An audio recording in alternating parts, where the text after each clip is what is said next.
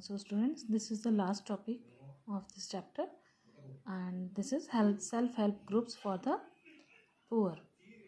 So self-help group, in short, we can say it SHG. SHG are the new source of lending loan facilities for the villagers, because it by its name self-help group means create help for the villagers, as banks provide loans for everyone, but getting loan from bank is not a simple task. Its process is lengthy and sometimes take a very long time for the villagers, and bank needs security for lending loan. Against loan they need some security and some other documents also, very important documents regarding land holdings and other assets, which sometimes villagers are not able to give the guarantee to the bank, or they fail to provide all the necessary documents, so they didn't get, or they don't get loan from the banks.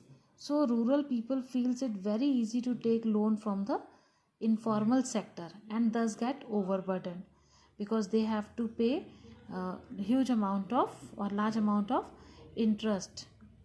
More interest rates are charged by the informal sector, and in this way they can lose their land holdings also. So to provide help to the villagers, SHG or self-help groups came into existence, and these self-help groups comprises of certain members who are able to save some money, and they pool their savings and constitute a fund.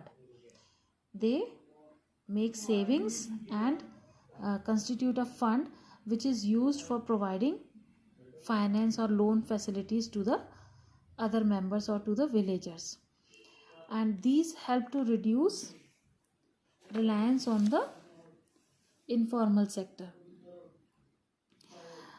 With the help of self-help groups, people used to take loan from these groups and refuse the informal sector.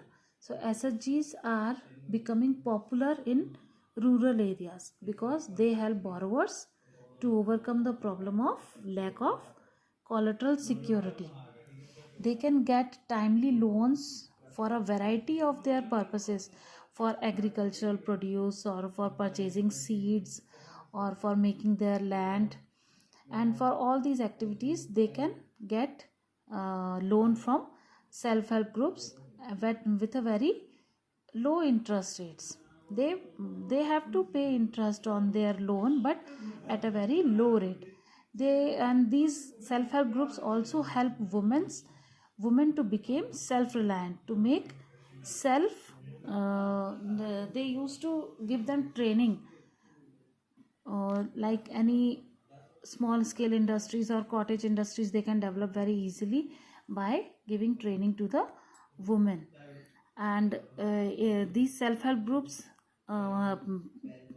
make their members who can save money, monthly savings, say rupees 25 to 100, or they can save more than 100 rupees depending upon the ability of the people who can save.